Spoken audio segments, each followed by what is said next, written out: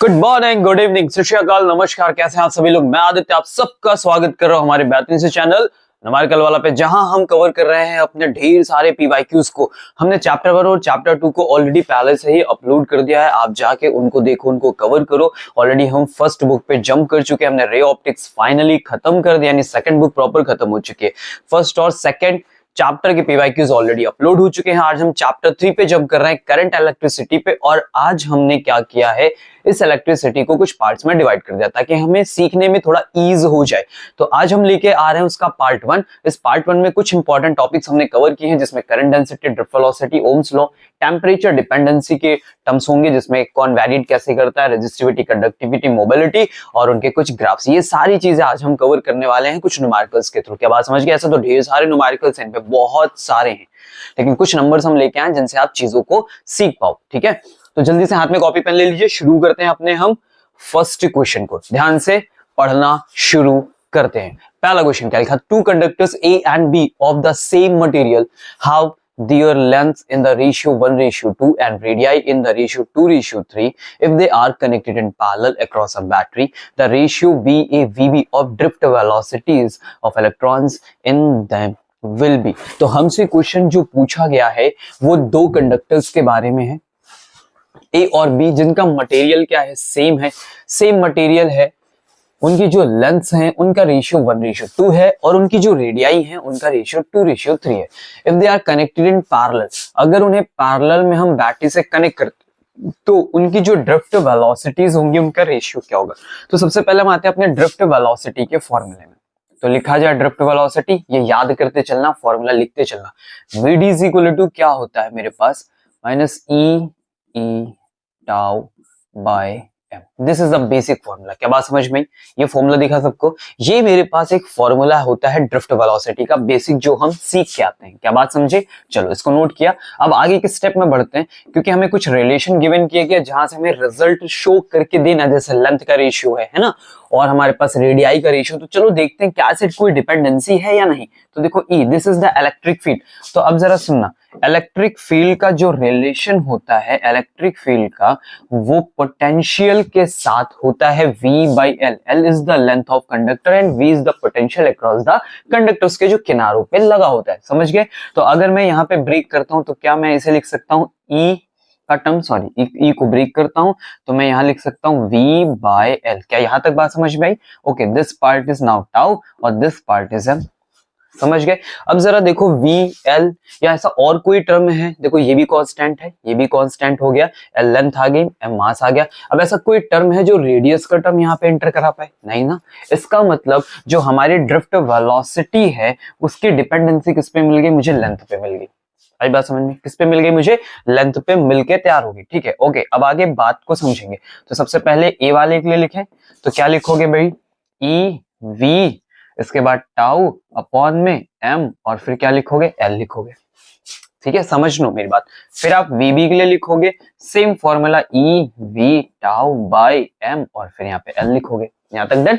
Okay, अब बात करते हैं सर क्या वेरिएट करेगा। तो ई टाउ तो कांस्टेंट हो गया, मास क्योंकि सब सेम मटेरियल है। इसके बाद आते हैं वी पे। तो वी में क्या बोला गया? पैरेलल लगे। पैरेलल में पोटेंशियल्स क्या होते हैं? सेम होते हैं। सर पैरेलल में क्या होता है? V क्या होता है? सेम होता है, इसलिए ये दोनों टर्म्स भी आपस में सेम हो गए। ठीक है, तो अगर मैं ध्यान से देखूं तो मेरा जो पूरा कैलकुलेशन है सर वो तो लेंथ पे आके रुक गया है। कहां पे आके रुक गया भाई? लेंथ पे। ये A हो गया, ये B हो गया। तो यहां से मुझे क्या मिला, अगर मैं लिखूं VA/B, ठीक है, ड्रिफ्ट से ये, तो ये LB का पार्ट ऊपर जाने वाला है और LA का पार्ट नीचे आने वाला है। अब LA और LB का ratio already you have to given. क्या गिवन किया गया? बोला गया है इनकी रेशियोज हैं 1:2।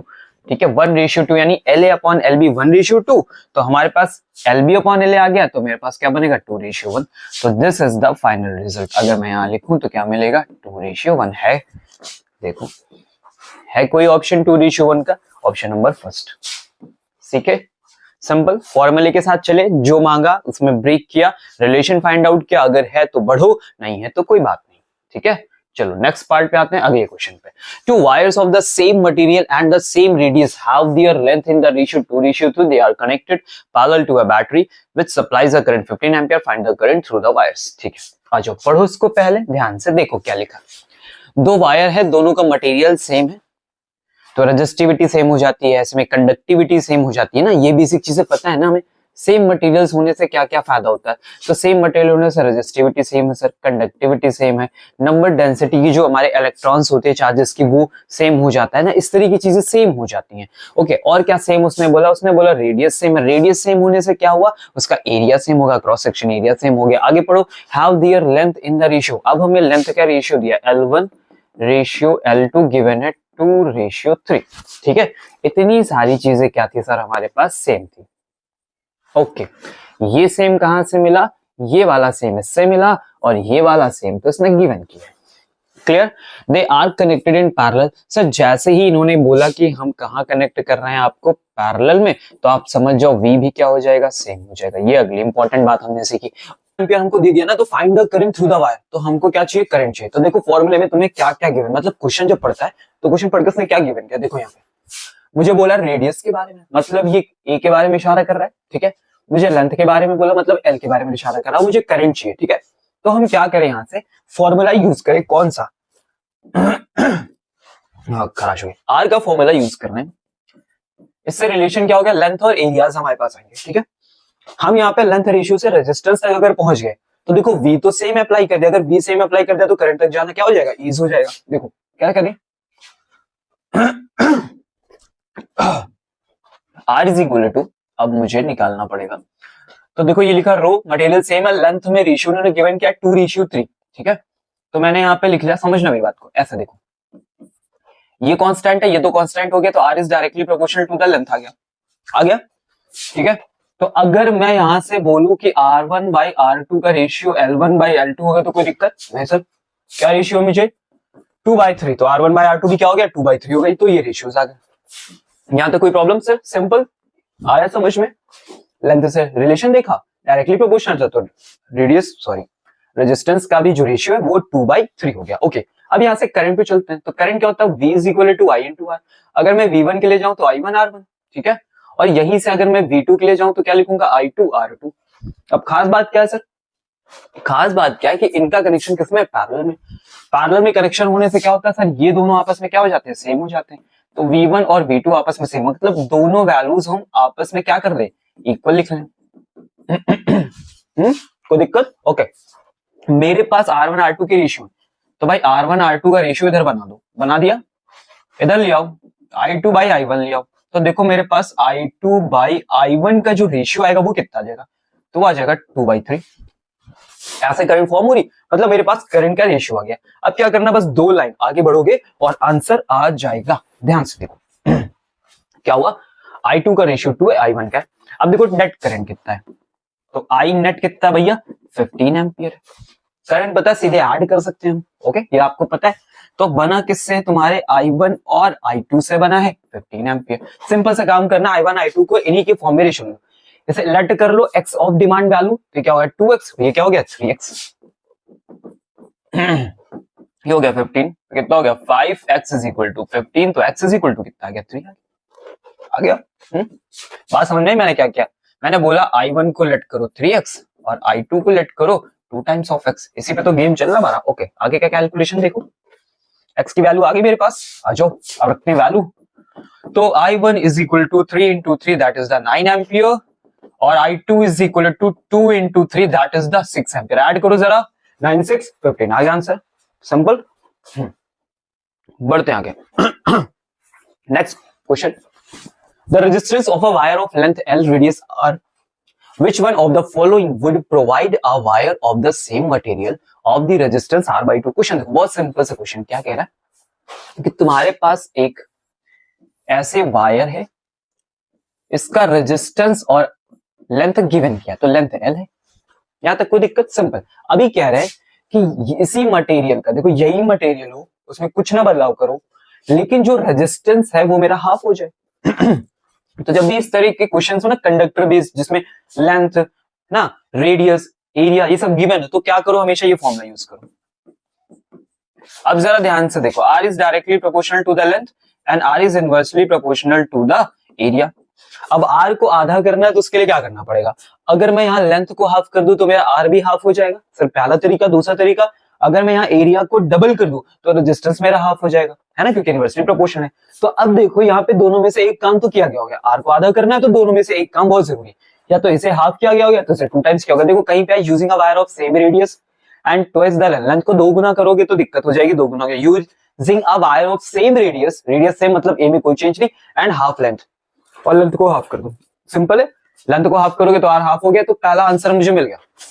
और चेक कर लेते हैं, using a wire of same length and twice the radius, radius को ट्वाइस किया गया, समझना, रेडियस को ट्वाइस करने का मतलब जानते हो, a इज इक्वल टू क्या लिखा, पाई आर स्क्वायर, इसे 2 गुना करोगे तो ये 4 गुना कर देगा, इसे 4 गुना करेगा तो मेरा रेजिस्टेंस 4 टाइम्स इंक्रीज होगा,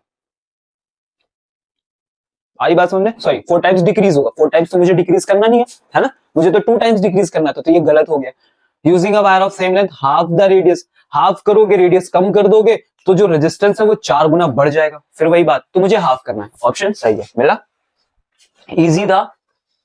ऐसे ही मिलेंगे क्वेश्चंस, ठीक है, बहुत ज्यादा इधर क्वेश्चंस दमदार नहीं है, पर पता है बहुत यहाँ पे चीजें चेंज कर करके पूछते हैं, ये कर दिया वो कर दिया, ऐसी चीजें हैं ना, इसीलिए इस पे पार्ट अलग से हमने बनाया। अगला क्वेश्चन पढ़ते हैं। A wire of resistance R is stretched to twice of its original length, एक रेजिस्टेंस R है, उसे खींच के 2 गुना कर दिया, इट्स न्यू रेजिस्टेंस भी, अब इसका नया रेजिस्टेंस क्या होगा, ठीक है, तो आओ सबसे पहले इसका कॉन्सेप्ट लिखो, ऐसा जब भी क्वेश्चन आएगा तो कॉन्सेप्ट लिखना है पहले। क्या सबसे पहले तो मुझे फॉर्मूला यूज करना है रो एल बाई ए, याद हो गया, ये सीख गए, सबसे पहले ये यूज करना है। इसके बाद जब भी ट्वाइस, थ्राइस, हाफ, जो भी कुछ ऐसा हो, है ना, तो एक क्वांटिटी सेम होती है और उसी से सारा गेम होता है, और उसे हम बोलते हैं क्या बेटा, वॉल्यूम, ठीक है, जो मटेरियल का वॉल्यूम पहले था वही मटेरियल का वॉल्यूम बाद में भी रहेगा, क्या बात समझे, जो था पहले वो बाद में भी रहेगा। अब इसी कॉन्सेप्ट को यूज करके देखो, मैं तुम्हारे सारे आंसर दूंगा। पहला क्या कह रहे हैं कि लेंथ को खींचा गया तो 2 गुना क्या होगा, लेंथ 2 गुना हो गई, तो सबसे पहले मैं जाऊंगा, मैं बोलूंगा V1 is equal to V2, ठीक है, V1 का फॉर्मूला क्या होगा भैया, तो A1 L1 होगा और A2 L2 होगा। सर A मतलब एरिया, लेंथ, 3 चीजें आ गई तो डायमेंशन हो गया ना, वॉल्यूम का मतलब 3 डायमेंशन, एरिया में 2, लेंथ में 1, कितना हो गया, 3 हो गया, A into L1 A into L1। पहले ये तो ऐसे ही रहा होगा ना, तो पहले ये रहा होगा AL, बेसिक सा, फिर तुमने इसे खींचातानी की खींचातानी, तो तुमने कहा कि मैंने L2 2 गुना कर दिया, तो चुपचाप यहाँ 12 लिख दो, जो कहा जाए वो करो। अब तुम्हें थोड़ी ना पता है कि तुम्हारे A2 में क्या फर्क पड़ा, नहीं पता ना, समझो बात को, इसको A1 लिखे रहो, ठीक है, LL में चेंज किया, ओके। अब मैं यहाँ से A1 A2 का रेशियो फाइंड आउट कर लूं, तो मैं कह दूं कि अगर मुझे A2 बाई A1 निकालना हो तो जरा देखो, लेंथ और 12 कट करोगे तो क्या आएगा, हाफ, मिला A2 बाई A1। अब यहीं से अगर मैं कोई भी वैल्यू निकालूं, फॉर एग्जांपल मुझे A2 पता करना था ना, A1 तो पहले से था, तो देखो मेरा जो एरिया है वो पहले वाले क्रॉस सेक्शन एरिया का आधा हो गया, लेंथ तुमने खींची, ये बढ़ा तो वायर पहले इतना होगा, फिर पतला हो गया तो क्रॉस सेक्शन एरिया क्या हुआ, कम हुआ, तो मुझे ये चेंज तो निकालना पड़ेगा, वो देते नहीं है लोग, समझ में, हमें लेंथ का चेंज देते हैं, लेंथ के चेंज अगर पटक देंगे तो गलत हो जाएगा, हमें एरिया का भी तो चेंज चाहिए, क्योंकि पूरे वॉल्यूम में चेंज हो रहा है ना, लेंथ खींच रही है, बढ़ रही है, तो एरिया तो कम होने वाला है, समझ गए बात को, तो ये चेंज मुझे निकालना था।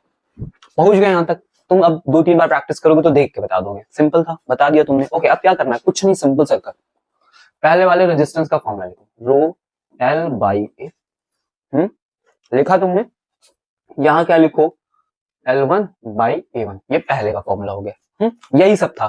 फिर तुमने इसमें चेंज किया तो ये R2 बना, मटेरियल में कोई चेंज नहीं, लेंथ तुम्हारी L2 हो गई, एरिया तुम्हारा A2 हो गया, रो लिखा। अब L2 की जगह क्या लिखोगे, तो वहां पे 2 गुना किया गया ना, ट्वाइस किया गया, तो तुम लिखो 2 टाइम्स ऑफ L1, लिख दिया, सिंपल लिखा, कोई दिक्कत परेशानी, चलो सब जगह मैं N1 कर देता हूं ताकि तुम परेशान हो, ठीक है। अब A2 का चेंज तो तुमने निकाला हाफ ऑफ, तो यहाँ क्या निकालोगे, जो तुमने खुद से निकाला है, सारे चेंजेस कर लिए। अब क्या करो, ये जितने नंबर्स आते हैं ना, इन सबको एक किनारे कर लिया, क्योंकि अपॉन का 2 घूम के ऊपर गया तो 4 हो जाएगा, हो गया सारा नंबर किनारे। अब इसको ऐसे लिखो, रो L1 बाई A1, ये लिखा R2। अब जरा ध्यान से देखो, तो ये जो लिखा हुआ है ये तो सर पहले वाले का ही वो फॉर्मूला है, मतलब इसकी जगह मैं क्या लिखूंगा, R2 is equal to 4 times of R1, मतलब आपका रेजिस्टेंस कितना हो गया सर, 4 गुना होगा, भाई बात समझ में, तो यहाँ कितना हो जाएगा सर, 4 टाइम्स, तो पहला R था तो अगला आंसर क्या होगा, 4 टाइम्स ऑफ R हो जाएगा, समझ गए। अब इसका शॉर्टकट बहुत सिंपल ही है, अगर तुम सिर्फ प्रैक्टिस करोगे 1-2 बार तो सिर्फ यहां से देख के बता दोगे। देखो लेंथ 2 गुना हुई थी तो रेजिस्टेंस 2 गुना हो गया। एरिया हाफ हुआ था, इनवर्सली प्रोपोर्शन अगर ये कम होता है तो बढ़ता है, तो ये आधा हुआ, मतलब 2 टाइम्स कम हुआ तो 2 टाइम्स और बढ़ा दो, तो 2 इंटू 2 कितना हो गया 4 टाइम्स, यानी सीधा आंसर 4 टाइम्स आता। अगला क्वेश्चन करोगे। A wire of 10 ohm resistance is stretched to the thrice its original length. What will be its new resistance and resistivity? पहला देखो, एक वायर है 10 ओम का है, रेजिस्टेंस 3 गुना किया गया है। अब बताओ कि हमारे रेजिस्टेंस और रेजिस्टिविटी में क्या चेंज होगा। और तुमको पहले मैं शॉर्टकट का थोड़ा सा स्वाद चखाता हूं, मतलब देखने का, करना नहीं है ऐसे, सिर्फ चेक करने के लिए, ठीक है। देखो, लेंथ पहले L थी, फिर तुमने 3L कर दी। एरिया पहले A था तो A/3 हो गया, सिंपल सी बात है। एक में चेंज हुआ तो यही इतना गिरेगा, जितना उधर बढ़ेगा उतना इसमें गिर जाएगा, सिंपल सर, ईज, ओके। और उससे भी खास बात, अगर रेजिस्टेंस पहले R था, ठीक है, तो बाद में N²R हो जाता है। क्या हो जाता है? N²R। वो जो नंबर्स होते हैं ना उसके अकॉर्डिंग, तो वो नंबर्स देखो अगर सेम है तभी ऐसा होगा ना, ठीक है। तो ये तीन का स्क्वायर कितना हो गया भाई? 9R हो गया, सिंपल। ये 3 गुना हुआ, रेजिस्टेंस 3 गुना बढ़ गया, एरिया 3 गुना कम हुआ, रेजिस्टेंस फिर से 3 गुना बढ़ गया, तो 3 गुणे 3 कितना होता है? 9 होता है। 3 + 3 नहीं, 3 गुणे 3 कितना होता है? 9 होता है। 9 टाइम्स आपका आंसर आएगा। सिंपल है। वो जो तरीका बताया वैसे सॉल्व करना। यहां से तुमको आंसर मैंने दिखा दिया, simple sir, okay, very good. अगर रेजिस्टिविटी के बारे में पूछा है तो रेजिस्टिविटी में क्या लिखोगे भाई? No change. क्यों भाई? क्योंकि तो मटेरियल की क्या है, ये मटेरियल की प्रॉपर्टी होती है, ये मटेरियल के बदलने पे बदलेगी। और अगर कहीं डिपेंडेंसीज की शो होगी तो टेम्परेचर पे शो होगी। जब टेम्परेचर वेरिएट करेगा तब रेजिस्टिविटी अपना रिजल्ट चेंज करके देगा, otherwise there is no change. समझ गए? कट करो पिट करो, नो मैटर, ओके। बढ़ते हैं आगे, सीखते चलना सर, बहुत बेसिक चीज है। अगला क्वेश्चन आया, ठीक है। अगले टाइप का question, a cylindrical wire is stretched to increase its length by 10%। अभी परसेंटेज में क्वेश्चन बना दिया। Calculate the percentage increase in resistance, तो परसेंटेज में मुझे रेजिस्टेंस का भी चेंज बता दो, ऐसी बात हो रही है। लेंथ इंक्रीज हुआ 10%, तो बहुत सिंपल क्वेश्चन, देखो कैसे करते हैं। पहले लेट कर लो कि भाई इनिशियल लेंथ तुम्हारी कितनी रही होगी, तो L रही होगी। अभी फाइनल लेंथ कितनी होनी चाहिए, तो कितनी बढ़ गई? 10% बढ़ गई, तो L में L का 10% बढ़ा है। बहुत सारे महानुभाव 10% बढ़ा के सॉल्व कर देते। भाई 10% तुम्हें बढ़ा मतलब तुम्हें कुछ इंक्रीमेंट हुआ। अब वो इंक्रीमेंट अपने में जोड़ोगे कि नहीं? जो तुम्हें बढ़ा है वही तो जोड़ोगे, तब जाके टोटल रिजल्ट ना, जो इंक्रीमेंट होता है उसी पे सॉल्व कर डालते हो। 1000 रुपए थे, 500 बढ़े तो टोटल कितने? 1500 है ना। कैसे पता चला? 500 में 1000 जोड़ा ना, लोग 500 पे सॉल्व कर देते हैं, गलती मत करना। ये जो बढ़ा है इसमें जुड़ना है, ठीक है। आगे देखो, तो भाई ये कितना लिखा हुआ है? ये लिखा हुआ है 0 से 0 कट कर दिया, ये बन गया भाई 0.1, पॉइंट L बन गए। बात समझ आई? मैं क्या कहने की कोशिश करना। अब चलो और सिंपल करते भाई, L/10 लिखा है, एलसीएम ले लेते हो। 10L + L कितना हो गया? 11L/10। ये तो कर लोगे, बस ये कर लो, हो गया, लेंथ हो गया। Calculate the percentage in resistance. अब जरा देखो, लेंथ खींच डाले हो तो क्या एरिया में चेंज नहीं होगा? क्या होगा सर? बिल्कुल होगा। तो एरिया का चेंज निकालना, वो गलती नहीं करनी। तो एरिया का चेंज कैसे निकालोगे? तो अभी मैंने सिखाया कि एरिया का चेंज हम कैसे निकाल लेते हैं, उनके वॉल्यूम से। तो वॉल्यूम क्या होगा? Now V is equal to V' बराबर होगा, पहले क्या था? A इंटू L था, अभी क्या है? A'-L' है। A1 जो लेट करना तुम करो, कोई समस्या वाली बात नहीं है। ये A था, ये L था। अभी तुमने जो चेंजेस किए वो कहाँ किए हैं? वो कहाँ किए हैं सर? तो मैंने लेंथ में चेंज किया और मुझे 11 टाइम्स ऑफ रिजल्ट इंक्रीज होते हुए दिखा है। तो A' भी निकाल लो इसे बाहर में, ठीक है, तो पता चल जाए।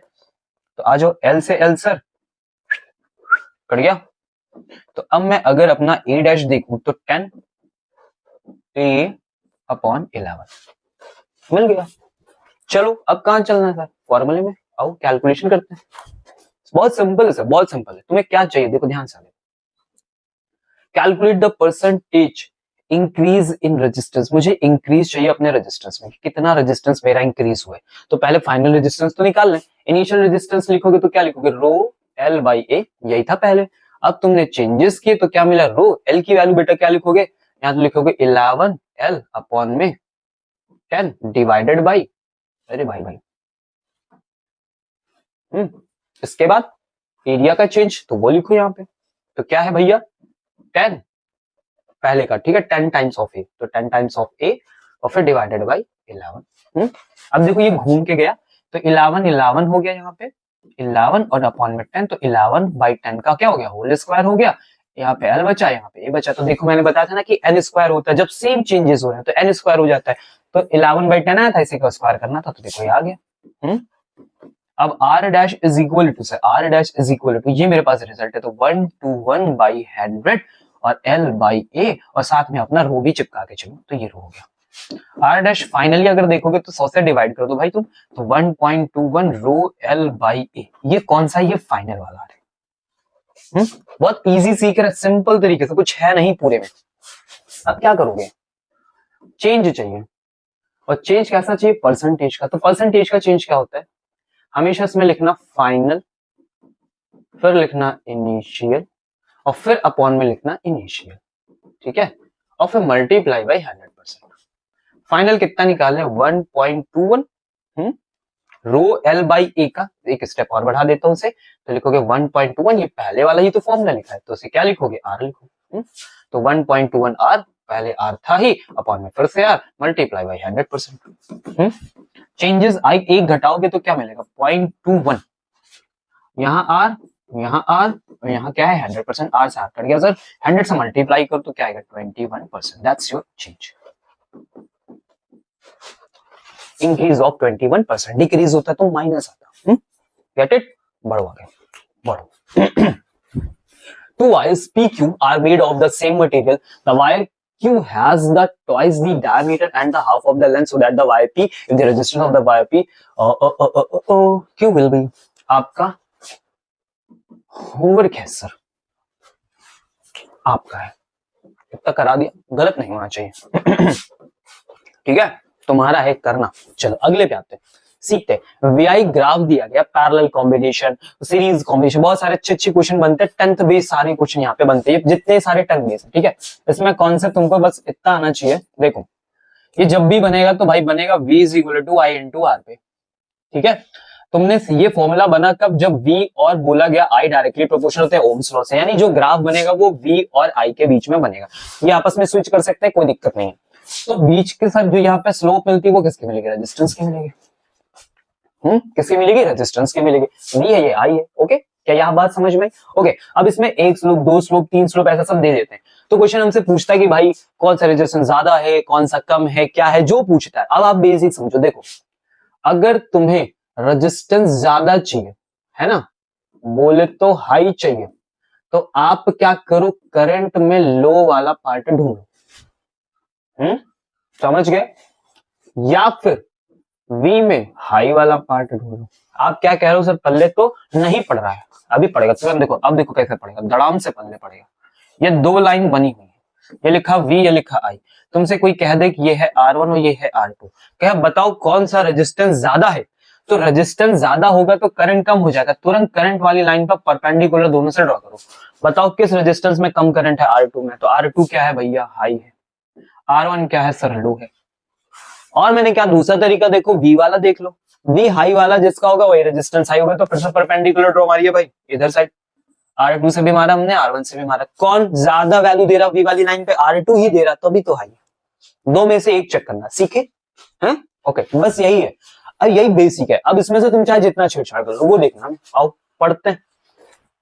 Graph of two resistor for series and parallel combination, series और पैरेलल कॉम्बिनेशन बना दिया, which represents parallel and series. कौन सा सीरीज और कौन सा पैरेलल रिप्रेजेंट करेगा, ठीक है। तुमको करना क्या, देखो मैं कह रहा हूं कि तुम दो रेजिस्टर सेम सेम ले लो, आर, इनको पहले सीरीज में जोड़ोगे तो भाई 2R होगा, और इनको जब तुम पैरेलल में जोड़ोगे तो 1/R, 1/R मतलब कितना हो गया बेटा, R/2। इसका मतलब रेजिस्टेंस सीरीज में ज्यादा होता है, पैरेलल में कम होता है। तो बस वही बात है ना, एक ज्यादा का एक कम का, तुम्हें कम और ज्यादा ढूंढना है, कुछ भी करो तुम। तो क्या करोगे, परपेंडिकुलर ड्रॉ करो करंट पे, दोनों से ड्रॉ कर दिए। अब कौन करंट कम दे रहा है, तो करंट B वाला कम दे रहा है, तो मतलब ये रेजिस्टेंस हाई होगा। अगर ये ज्यादा वाला रेजिस्टेंस है तो बनाया किसने ज्यादा वाला, भाई सीरीज ने बनाया। तो दूसरा कौन हो गया, पैरेलल हो गया। कुछ कठिन है क्या, नहीं है, ओके समझ गए, बढ़े आगे। नेक्स्ट आगे, VI graph of two resistors and their combinations shown in figure which one represents series combination of two। ठीक है, इतने सारे में से बताओ कि कौन सा सीरीज कॉम्बिनेशन, इन सब में से तीन है, तीन में से दो के कंपैरिजन में ऐसा कौन है जो सीरीज रिप्रेजेंट कर रहा है, मतलब जो कम है वो पैरेलल हो सकते हैं, है ना। तो सीरीज की खास बात हमने क्या सीखी कि उसका रेजिस्टेंस ज्यादा होगा। तो सबसे बड़ी ढूंढना भाई रेजिस्टेंस ढूंढो किसका ज्यादा है। तो मैंने कहा करंट वाली लाइन पकड़े रहो, करंट वाली लाइन पकड़ो। इस बार करंट इधर है ना, इन्होंने बदल दिया तो क्या हम बदल जाएंगे? नहीं। उनको लगा कि हम बदल जाएंगे, गलत कर देंगे। रटना मत ना कि नीचे ही परपेंडिकुलर ड्रॉ करते, तुम सब रटते बहुत भयंकर करो। देखो इस वाले ने सबसे कम करंट पाया, फिर ये ज्यादा पाया, फिर ये ज्यादा पाया, पाया ना। तो सबसे कम जहां करंट होगा रेजिस्टेंस उतना ज्यादा हाई होगा। तो कौन सीरीज है? ये है। इन दो की कंपैरिजन में ये सीरीज है, यही क्वेश्चन था, है? तभी तो मैं बोल रहा था 10th लेवल का क्वेश्चन है, ऐसे हो जा रहा है। क्वेश्चन नंबर 22, सॉरी 22 क्या क्वेश्चन था, 22 उसका पार्ट है ना। क्वेश्चन पेपर में क्वेश्चन नंबर 22 पे था। Okay, define electrical conductivity. Electrical conductivity से डिफाइन करके दीजिए। तो क्या होती है भाई इलेक्ट्रिकल कंडक्टिविटी, क्या होती है?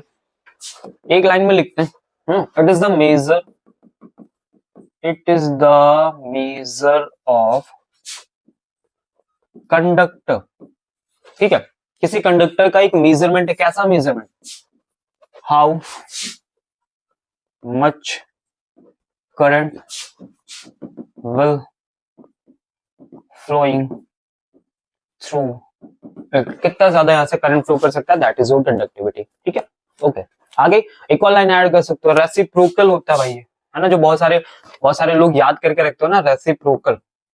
तो रेसिप्रोकल ऑफ रेजिस्टिविटी, ये भी आप ऐड कर सकते हो। फिलहाल हमारा टारगेट वो है, वो तुम पढ़ लेना, ये हम बताएंगे। Obtain the expression of the electrical conductivity of a conductor in the terms of number density and relaxation time of the electrons. ठीक है, नंबर डेंसिटी बोला, इसको रिप्रेजेंट एन से करते हैं। रिलैक्सेशन टाइम बोला, इसको रिप्रेजेंट टाउ से करते हैं। What is the relaxation time? The time between the two successive collision between the electrons, है ना, that is the relaxation time. Okay, तो शुरू करते हैं भाई फिर अपनी कहानी को। आ जाओ सीखते हैं कैसे किया जाता है सर, ये बताया जाए। चलो आओ, इनको करो किनारे, कंडक्टिविटी का फॉर्मूला बनाना है। ठीक है, तो कहां से शुरू करोगे ध्यान से देखो। सबसे पहले एक कंडक्टर बनाओगे, बनाना उसने बोला थोड़ी ना, यहाँ पे इलेक्ट्रॉन्स शो कर दोगे। ठीक है, एक तरफ प्लस माइनस लगा देना। मान लो कि मैंने इधर प्लस लगाया, इधर माइनस लगाया, तो ये सारे इलेक्ट्रॉन्स किधर भागेंगे? इधर भागेंगे। ठीक है, करंट किधर भागेगा? प्लस से माइनस भागेगा। यहां से तुम बैटरी ऐड कर देना, ऐसे करके लगाया प्लस, ये लगाया माइनस। ठीक है, और क्या आप ऐड कर सकते हो? आप ऐड कर सकते हो इसमें लेंथ कितनी, तो इसको एल ऐड कर दो। इसमें इलेक्ट्रिक फील्ड ई लगी है, ये ऐड कर दो, है ना। ये सारी चीजें हम ऐड कर सकते हो। और क्या ऐड करोगे आप पोटेंशियल ऐड कर सकते हो, किनके जो टर्मिनल्स हैं इस पे जो पोटेंशियल लगा है वो वी है।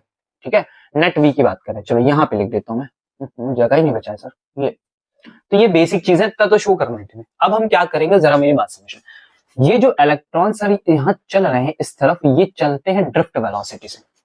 जो भी इलेक्ट्रॉन्स कंडक्टर के अंदर मूव करते हैं वो सब ड्रिफ्ट वेलोसिटी से मूव करते हैं। ओके, तो मैं शुरू करूं फिर अपनी कहानी लिखता हूं। Drift velocity of electrons inside a conductor due to electric field E. Electric field लगी तभी जा रहे, इलेक्ट्रिक फील्ड से चार्जेस अट्रैक्ट होने। तो क्या लिखोगे? Vd is equal to minus e tau by m. Minus represent करता है ना चार्ज ऑफ इलेक्ट्रॉन ना। ठीक है, तो माइनस कैरी नहीं करके चलोगे तो कोई दिक्कत वाली बात नहीं है, समझ गया ना। Okay, Vd is equal to E tau by m आया, सिंपल, वेरी गुड। कंडक्टिविटी तक जाना है, पूरी कहानी समझना। कहां तक जाना है? कंडक्टिविटी तक जाना है। कंडक्टिविटी जाने से पहले रजिस्टिविटी से मुलाकात करनी पड़ेगी। रजिस्टिविटी से मुलाकात करने से पहले रेजिस्टेंस से मिलना पड़ेगा, यानी रेजिस्टेंस का ओम्स लॉ वाला जो नहीं फॉर्मूला बनाते हैं हम लोग, वहां तक जाना पड़ेगा। तो चलो शुरू करते हैं रेजिस्टेंस बनाना। तो अगला स्टेप देखो, ई वी टाउ अपॉन में एम एल। सर क्या क्या क्या क्या क्या सर, ये पहले क्वेश्चन में ये बात हुई है। अब ज्यादा क्या क्या नहीं कर सकते। यहां लिख रहा हूं मैं। ओके, यहां तक समझ के कोई दिक्कत समस्या परेशानी हो तो बता सकते हैं। यहां तक कोई दिक्कत नहीं है, पक्का रख लिया हमने। आगे बढ़ो, देखो अब देखो भैया, नाउ किसके बीच का relation? Now relation between the current and drift inside a conductor. क्या होता है? NEAVD. तुम्हारा सारा गेम VD में चल रहा है, VD की वैल्यू निकालो, तो NEA इज इक्वल टू क्या आ गया? VD आ गया। यही VD लाके यहाँ पे रख दो, तो इन भाई साहब को बोलो इक्वेशन फर्स्ट और इन भाई साहब को बोलो इक्वेशन सेकंड। तो कहां से लिखोगे? From first and second. बहुत आसान होता है सर, बहुत हद से ज्यादा आसान होता है ये। NEA इज इक्वल टू ये वाला वैल्यू रखो भाई, EV टाउ बाई ML। तुमको क्या बनाना है? तुमको बनाना है R। तुमको क्या बनाना है? मैंने बोला ना कि शुरुआत कहां से करनी है, तुमको क्या टच करना है सर? तुमको R टच करना है। तो समझो बगल में कहानी, V is equal to I into R। तो सर R कैसे मिलेगा? V बाई I करके मिलेगा। इसीलिए हमने ये वाला फॉर्मूला यूज किया ताकि I आ जाए, E को तोड़ा ताकि V बन जाए।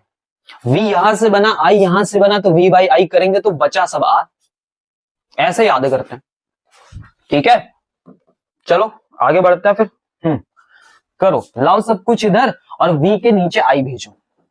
ये देखो भेज दिया, बाकी सब कुछ उठा लो इधर। तो ML upon NE square tau A आया क्या? और ये V बाई I क्या कहलाएगा? R कहलाएगा। स्टेप ऊपर लेके चलते हैं, बढ़िया बढ़िया लिखते हैं। ये लो R, ML upon NE square tau A हो गया। R तक आ गए, है ना? अब आगे R से आगे बढ़ो। तो कह रहे इनको कंडक्टिविटी चाहिए, है ना? तो कंडक्टिविटी से पहले किससे मुलाकात होगी सर? रेजिस्टिविटी से। आओ तो लिखो sir, resistivity of the material क्या होगी? क्या होगी? तो R is equal to rho L by A is equal to ML upon NE square tau A। दोनों बराबर ही तो हुए। अब L और A को ढूंढो और खत्म कर दो। तो rho is equal to M by NE square tau A। ये लो रेजिस्टिविटी आ गई, लेकिन इनका मन अभी नहीं भरा है। इनको क्या चाहिए? कंडक्टिविटी चाहिए। तो क्या लिखोगे भैया? Conductivity of a material define as reciprocal of resistivity. एक डेफिनेशन में दे दिया, एग्जामिनर और खुश हो जाएगा कि मांगा इतना दे तो ज्यादा रहा है, सब घुमा दो सर, ठीक है? तो NE square tau A upon में K बचा, M बचा। तो ये देखो पूरा पूरा पार्ट अच्छे से देख लो, ये बड़ा इंपॉर्टेंट रिजल्ट। इससे बहुत सारे क्वेश्चन बनते हैं, बोलते हैं ये बदलो वो बदलो, कंडक्टिविटी रेजिस्टिविटी होता है ना कि हम लोग कहते हैं कि कट करो खींचो तोड़ो मरोड़ो, कुछ बदलता क्यों नहीं सर? रेजिस्टिविटी में कोई फर्क क्यों नहीं पड़ता? कंडक्टिविटी में कोई फर्क नहीं पड़ता, क्यों सर? देखो कहीं पे पूरे पूरे पार्ट में, अरे एक कहां चिपका दिया यार, अभी तो पूरा ऑरा खत्म कर देता तुम। पूरे पार्ट में कहीं A और L दिख रहा हो तो बताओ, यानी डायमेंशन डिपेंडेंस फॉर्मूला ही नहीं। N डेंसिटीज है, चार्ज है, रिलैक्सेशन टाइम है, M है इलेक्ट्रॉन के मासेस है, बस यही सब में चेंज करोगे तो कुछ बदलाव होगा, अदरवाइज देयर इज नो बदलाव। हो गया? कुछ समझ गए? ठीक है, ओके। अच्छे से सर रोक रोक के करियो। कितने गए भाई? ओहो क्वेश्चन किधर चला गया? अच्छा ये हो, अरे यार ढूंढ रहे हैं तुमको।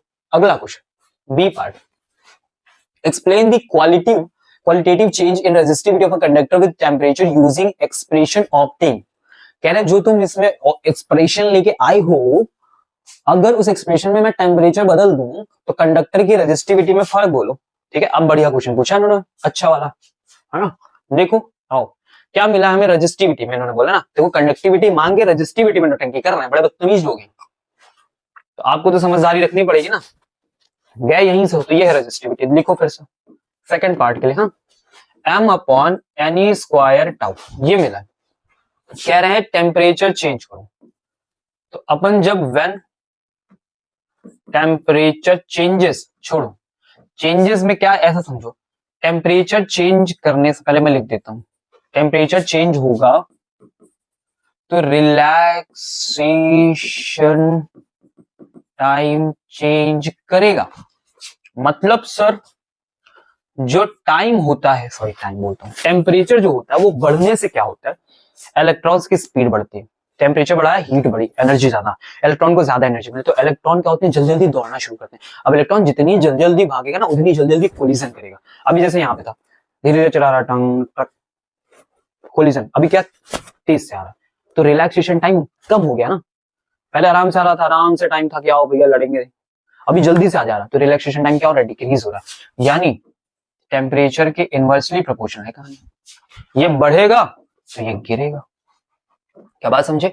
और अगर ये मान के मैं चलूं कि मेरा जो टेम्परेचर है, क्वेश्चन में जो भी दिया हो, अगर मेरा टेम्परेचर इंक्रीज हुआ, मैं ऐसे मान के चलूंगा, तो मेरा जो रिलैक्सेशन टाइम है वो क्या हो गया, डिक्रीज हो गया। अगर मेरा रिलैक्सेशन टाइम डिक्रीज हो गया, ये कम हो रहा है, अगर ये गिर रहा है, तो रेजिस्टिविटी फिर क्या करेगी, बढ़ेगी, क्योंकि resistivity is inversely proportional to 1/τ। Sir ये गिरे तो रेजिस्टिविटी घट से बढ़ गई। इसीलिए कंडक्टर्स जो होते हैं ना, जब वो ज्यादा देर के लिए करंट उसमें फ्लो करो तो बहुत तेजी से हीट बनाना शुरू करते हैं।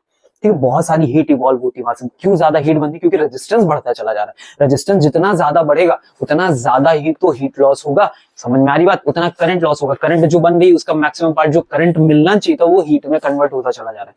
इसीलिए तो हम जो अपने डिवाइसेस होती है, जितने भी मॉडर्न डिवाइसेस, कहीं पे भी कंडक्टर नहीं यूज करते, सेमी कंडक्टर यूज करते। क्यों? क्योंकि टेम्परेचर बढ़ने पे कंडक्टर्स क्या करते हैं, हीट ज्यादा बनाते हैं। पता चला तुम्हारे पास फोन है ना, वो कंडक्टर बेस है, तुमने ज्यादा देर यूज कर लिया, क्या होगा, जेब में रखे हो, पता चला जेब ही गायब।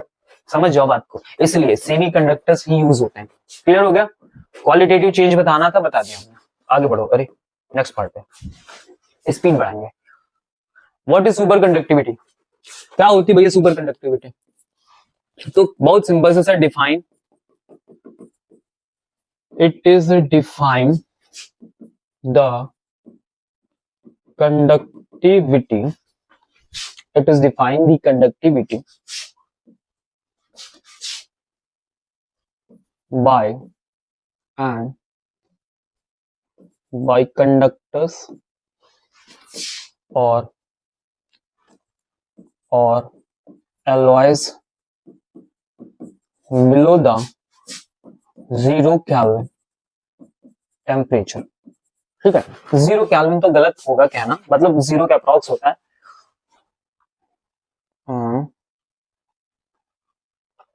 alloys at low temperature बोल देते हैं। ठीक है, वैसे आप फॉर्मूले में लिख सकते हैं, ऐसी कोई बात नहीं। जब बहुत सारे लो टेम्परेचर पे जाते हैं ना, तो भी कंडक्टिविटी शो करते हैं, है ना। इनके जो फ्री इलेक्ट्रॉन्स होते हैं वो कंडक्टिविटी शो करते हैं एकदम नीचे टेम्परेचर, मतलब इसको पूरा कूल डाउन कर दो, पूरा मटेरियल क्या करो भाई, तुम कूल डाउन कर दो, एकदम कूल डाउन कर दो।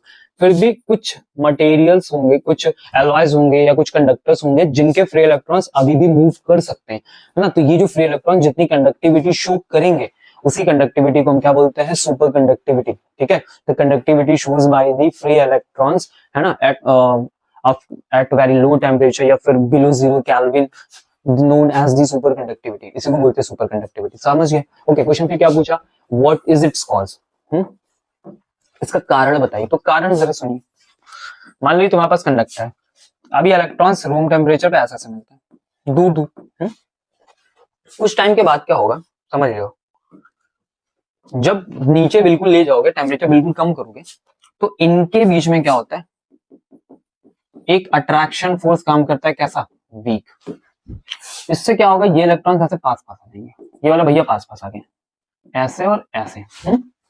तो ये क्या बना लेते हैं भाई, एक तरह से कपल बना लेते हैं, मतलब क्लोज आ जाते हैं, क्लोज आ जाते हैं। अब जब ये क्लोज हो जाते हैं तो एज अ कपल फॉर्म में क्या करते हैं, मोशन करते हैं, चलते हैं। और इस मोशन में पता है क्या, कि जो हमारे आयनिक वाइब्रेशंस होते हैं, आयनिक वाइब्रेशन समझते हो, आयंस वाइब्रेट करें, प्लस माइनस नेगेटिव चार्जेस, उनके वाइब्रेशन से इन पे कोई इफेक्ट नहीं पड़ता, नो इफेक्ट। इससे क्या होता है कि ये बिना कोलिजन के, समझना, ये क्या करते हैं भैया, विदाउट कोलिजन मूव करते हैं, बिना कोलिजन करे मूव करते हैं। तो ऐसे टाइम पे इनका जो रेजिस्टेंस है फिर वो क्या हो जाता है, जीरो हो जाता है। मतलब एक ऐसा फिनोमेना जिस फिनोमेना पे इलेक्ट्रॉन्स का रेजिस्टेंस या फिर उस मटेरियल का रेजिस्टेंस जीरो हो जाए, कूल डाउन करने पे इलेक्ट्रॉन्स बिना कोलिजन करे मूवमेंट करे, इसी बात को हम क्या बोलते हैं, सुपर कंडक्टिविटी बोलते हैं। ठीक है, इंपॉर्टेंट बात समझे, अभी मेरे मुंह से निकल ही आया तो आप इस बात को समझ लो कि what is the actual resistance. Resistance क्या होता है, तो रेजिस्टेंस होता है कोलिजन में लॉस, हिंदी में लिख देता हूं, नहीं तो मैं क्या था, में लॉस एनर्जी, ठीक है। जितना कोलिजन में एनर्जी लॉस होती है ना, वही रेजिस्टेंस होता है, समझ गए। तुमने उसे दिया एनर्जी, करंट बनाओ, और वो क्या कर रहे हैं, लॉस कर रहे हैं। अगले क्वेश्चन पे आओ। A uniform wire is cut into 10 segments increasing in length in equal steps. The resistance of the shortest segment is R and the resistances of the other segments increase in steps of 8 ohm. If the resistance of the longest segment is 2R, find the value of R and hence find the resistance of the original wire. Wire, उस wire को कुछ parts में cut कर रहे हैं। Cut करते समय ध्यान रखो कि हमें टोटल सेगमेंट्स कितने करने हैं, 10 करने हैं, तो 10-10 कट कर दिए। आगे जब कट करो तो उनकी लेंथ कैसे इंक्रीजिंग है, मतलब अगर पहला कट ये है तो उससे बड़ा कट होना चाहिए, फिर अगला उससे बड़ा, फिर अगला उससे भी बड़ा, है ना, ऐसे करके कट्स होने चाहिए। कितने कट्स मारने, 8, 1 2 सॉरी 10 3 4 5 ऐसे करते आप चले जाओ, है ना। ओके आगे पढ़ो। बोला कि शॉर्टेस्ट सेगमेंट है जो, है ना, उसका रेजिस्टेंस आर, मान ली ये पहले वाले का आर है, and the resistance of the other segments increases in steps of 8 ओम, मतलब अगले में जाओगे तो 8 ओम बढ़ जा रहा है। इसका मतलब ये कितना हो गया, R प्लस 8, है ना। ये कितना हो जाएगा फिर, R प्लस 16, ये कितना हो गया, R प्लस 24। ये तो टेबल चल रही भाई, R प्लस 32 एंड डैश, है ना, बढ़ता जाएगा। ठीक है, कहां तक बढ़ना है हमको, तो बोले जो लॉन्गेस्ट सेगमेंट है वो 2R है आपका, यहां सबसे बड़ा वाला इसका जो है 2R है। तो मुझे क्या चाहिए, find the value of R and hence the find the resistance of the original wire. ये दोनों चीजें चाहिए, वैल्यू निकालो आर की और resistance of the original wire निकालो। चलो आओ शुरू करते हैं। देखो अगर मैं बोलूं कि वो वैल्यू 2R है ना, और R प्लस 32 ऐसे करके बढ़ते जा रहे, देखो समझो, पहला स्टेप छोड़ दो तो उसके बाद ही 8 जुड़ने शुरू हुआ, 1 2 3 4 5 6 10 टाइम्स तक जुड़ेगा, यानी 8 कितनी बार आया, 9 टाइम्स आया। कितनी बार आया, 9 टाइम्स आया ना। तो R प्लस पहले 8 फिर 16, मतलब 8 2 जा फिर 3 जा, तो जब 9 टाइम्स में क्या होगा तो कितना हो गया, 9 8 जा। और कहा गया कि ये वैल्यू किसके बराबर है, 2R के बराबर। कितना हो गया, 72 2R, तो R इज इक्वल टू कितना हो गया, 72 हो गया, सिंपल। ये लो R की वैल्यू आ गई, है क्लियर हुआ, आया सिंपल सर। अभी क्या बोला इन्होंने, बोला कि पूरे वायर का जो है ओरिजिनल रेजिस्टेंस निकालो, तो सबको जोड़ दो, इसमें क्या है, सीरीज में भाई, सब सीरीज में तो है, एक साथ लगे जोड़ो, R1 R2, कहां तक जोड़ोगे, R10 तक जोड़ोगे, है ना। आओ वैल्यू रखो R1 की, तो भाई R है, फिर R प्लस 8 है, ऐसे करके जाओगे तो सबसे लास्ट में जब पहुंचोगे, सबसे लास्ट में तो कितना हो जाएगा, R 9 8 यानी 72, यही तो। सारे R ऐड कर लो तो 10 बार आया तो 10R हो गया, प्लस अब क्या लिखो, अब तुम्हारे पास होगा 8 16 32 और यहां तक 72, यही तो है तुम्हारे पास।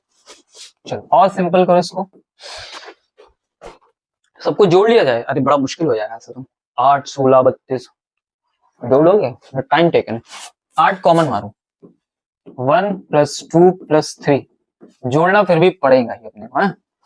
तो जल्दी से एक काम करो भाई, जोड़ डालो, 1 से लेके 2 3 4 5 8 7 9 तक जोड़ना हमको, मतलब 2 1 3, चलो जोड़ते हैं, 6 4 10 5 15 6 21 7 29 8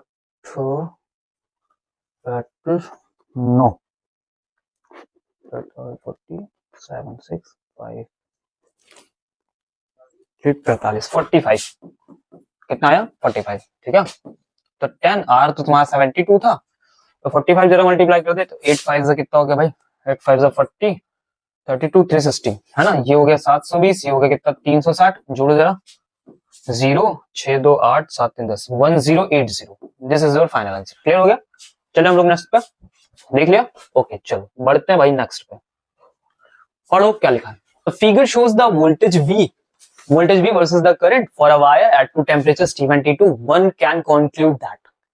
तो कौन सा टेम्परेचर ज्यादा कौन सा कम, अरे बड़ा देखो I और V के ग्राफ में तुमको मैंने क्या सिखाया, देखो V is directly proportional to क्या होता है भाई, I होता है ना। तो अगर मैं आपसे कहूं कि V और I के बीच में ग्राफ बनेगा, ठीक है, तो स्लोप तुम्हारी क्या होती है, R होती। अभी क्वेश्चन में थोड़ा घुमा दिया, I और V कर दिया, है ना, I ऊपर हो गया V नीचे हो गया, तो इस बार ये काम ऐसे होगा 1/R होगा, चूक जाते हैं लोग, थोड़ी सी गलती बेसिक सी हो जाती है ऐसे। फिलहाल फिलहाल कोई दिक्कत वाली बात नहीं, समझना सीखो, बहुत सिंपल है, कुछ दिक्कत नहीं। कौन रेजिस्टेंस ज्यादा कौन कम है वो सब तुम यहाँ से देख लोगे ना। देखो और दिखाते हैं। तुमको क्या करना है, कम से कम करंट ढूंढनी है, तो इस पर ड्रॉ करो। देखो T2 वाला क्या कर रहा है, कम करंट दे रहा, मतलब क्या होगा, रेजिस्टेंस हाई होगा, होगा ना रेजिस्टेंस हाई। क्वेश्चन पूछा टेम्परेचर किसका ज्यादा होगा, which one shows more temperature, ऐसी तो बात हुई है।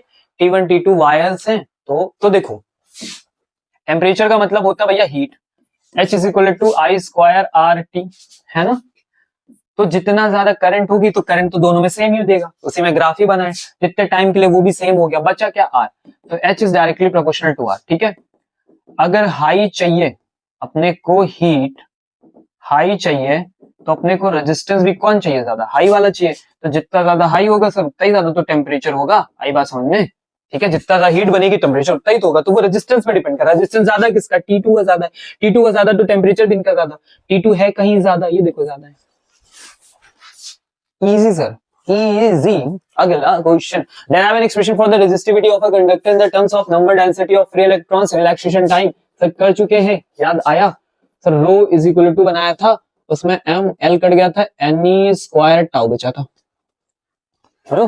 Figure shows the plot of current through a cross section of wire over two different time intervals. Compare the charges Q1 Q2 that passes through the cross section during these time intervals. ठीक है, अब इस question की खास बात समझो। ये question कैसे करते हो, देखो मेरा I होता है dq by dt, तो जब भी कभी करंट निकालना हो तो चार्ज को डिफरेंशिएट करके आप करंट दे सकते हो, ठीक है। एक इंपॉर्टेंट बात। दूसरी इंपॉर्टेंट बात, जब आपको Q निकालना हो, ठीक है, यही वाला dq वाला पार्ट निकालना, तो आप इंटीग्रेशन कर दो विद रिस्पेक्ट टू करंट और dt में, तो तुमको चार्ज मिल जाएगा। इस तरह का जो क्वेश्चन है जिसमें देखो ये बने हुए ना ट्रायंगल्स बने हुए हैं सब, तो इसमें क्या समझो, इसमें समझो कि अगर आपको Q निकालना है ना, तो करंट और टाइम का जो ग्राफ होगा, है ना, इसमें उसका जो एरिया कवर करोगे वो क्या देता है, अमाउंट ऑफ चार्ज देता है। मतलब अगर ये कैलकुलेशन करना है तो तुमको बस सीधा एरिया निकालना, Q1 Q2 दौड़ के आ जाएगा। चले करे करे, आज पहले का निकालो Q1 का, तो Q1 कितना होगा, तो भैया क्या लिखोगे, एरिया किसके थ्रू वाला, तो सर करंट और टाइम का, ठीक है। चलो इसमें देखो जरा एरिया किसका बनना है, यहाँ पे देखो जरा, तो ये क्या है, रेक्टेंगल है, तो क्या होगा, लेंथ और ब्रेथ होगा, तो लिख लो लेंथ और ब्रेथ। लेंथ तुमको कितनी मिल रही, 2 की मिल रही, तो 2 लिखो। ब्रेथ कितनी की मिल रही, तो 2 और 1 मतलब 1 की मिल रही, कितना आ गया, 2 आ गया। चार्ज हो गया 2 कूलम। तुम्हारा कोई समस्या परेशानी हो तो बता सकते हो, नहीं है ना, होगी नहीं, सिंपल, इतने आसान क्वेश्चन में क्या ही दिक्कत होगी। अगला देखो, ये क्या है, ये क्या है, ये क्या है, राइट एंगल ट्रायंगल, ओके। तो अगला तो Q1 है भाई, नेक्स्ट Q2 निकालना अपने को, तो फिर से भाई एरिया किससे, area sir current time graph area.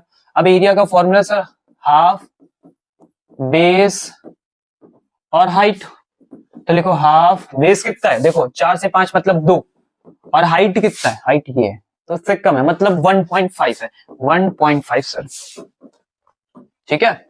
तो 2 से 2 कट गया, 1.5 ही बचा, तो ये Q2 आ गया, ये हो गया C। तो Q1 मिल गया, Q2 मिल गया, चाहिए क्या था फाइनल, पढ़ो। Compare the charges, compare the charges का मतलब क्या होता है, सर रेशियो दे दो, इससे आसान कंपेयर कभी होता ही नहीं। तो लिखो Q1 बाई Q2, Q1 कितना 2, ये 1.5 को बेटा तुम लिख सकते हो 3/2, ठीक है। तो कितना हो गया 4/3। तो these are the ratios in the terms of coulomb coulomb coulomb, यानी 4:3 आ गया, कंपेयर हो गया, ठीक है। सिंपल है, बहुत सिंपल है, इससे आसान कुछ होता नहीं है, तो ये सबसे आसान ले जाते हैं। अगले क्वेश्चन है, when electrons drift in a conductor it does not mean that all free electrons in conductor are moving in the same direction. अच्छा सर बड़ी इंपॉर्टेंट बात है, बहुत ज्यादा इंपॉर्टेंट बात है, समझो। ड्रिफ्ट क्या होती है भाई, जिधर इलेक्ट्रॉन चलते हैं, मान लो इलेक्ट्रॉन इधर जा रहा तो किस वेलोसिटी जाएगा, ड्रिफ्ट वेलोसिटी जाएगा। तो हमको लगता है ड्रिफ्ट वेलोसिटी इधर लगी तो सारा इलेक्ट्रॉन इधर ही जा रहा है ना, सिंपल सी बात है। तो फिर ये बोल रहे हैं कि भैया ड्रिफ्ट लगा, इसका मतलब ये नहीं कि सारे एक ही डायरेक्शन में होंगे। तो ये क्या माजरा, समझो। इलेक्ट्रॉन एक्चुअल में पता कैसे चलता है, ऐसे इलेक्ट्रॉन है, ठीक है। कोई भी पोटेंशियल लगाने से पहले जो फ्री इलेक्ट्रॉन्स है वो कंडक्टर के अंदर जिगजैग मोशन कर रहे थे। फिर तुमने पोटेंशियल अप्लाई किया, तो पोटेंशियल अप्लाई करना मतलब इलेक्ट्रिक फील्ड लग गई। अब इलेक्ट्रिक फील्ड क्या करी, इलेक्ट्रॉन को खींच रही, आ जाओ मेरी तरफ। तो इलेक्ट्रॉन तो जाएंगे उसकी तरफ, लेकिन ये वाला मोशन बंद नहीं करेंगे, समझो। मतलब ऐसा समझो कि ये ऐसे इतने से पार्ट में खूब सारे इलेक्ट्रॉन, ऐसे ऐसे करके मोशन कर रहे हैं। तो जब ड्रिफ्ट लग जाता है तो ये इलेक्ट्रॉन ऐसे ऐसे मोशन करते हैं और ऐसे खिसक जाते हैं, ऐसे ऐसे करते हैं और खिसक जाते हैं, समझ लो। ये पूरा ड्रिफ्ट करते करते अभी यहाँ पे ड्रिफ्ट कर रहे हैं, फिर यहाँ ड्रिफ्ट करेंगे, फिर खिसक के आगे ड्रिफ्ट करेंगे। ड्रिफ्ट लगा है लेकिन इलेक्ट्रॉन एक ही डायरेक्शन में मोशन कर रहा है क्या? नहीं सर, ड्रिफ्ट एक डायरेक्शन में और मोशन तो इधर उधर है। यानी ये वाली बात सही है, सही है। कॉन्सेप्ट है सर, कॉन्सेप्ट है।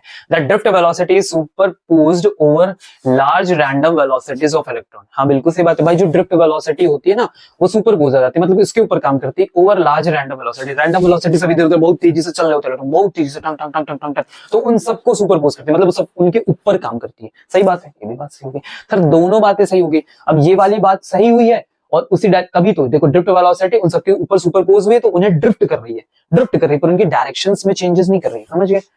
ऑप्शन है के साथ। अगले पे चलते हैं, अगले पार्ट पे आते हैं। केस बेस्ड स्टडी 4 मार्क्स में है सर। 25 का क्या लिखा है? Consider two cylindrical conductors A and B made of the same metal मतलब रेजिस्टिविटी कंडक्टिविटी सेम हो गई, connected in series to a battery. The length of the radius of the B are twice that of A if mu a and mu b are mobility of electrons in a and b, then mu a mu b is, ठीक है।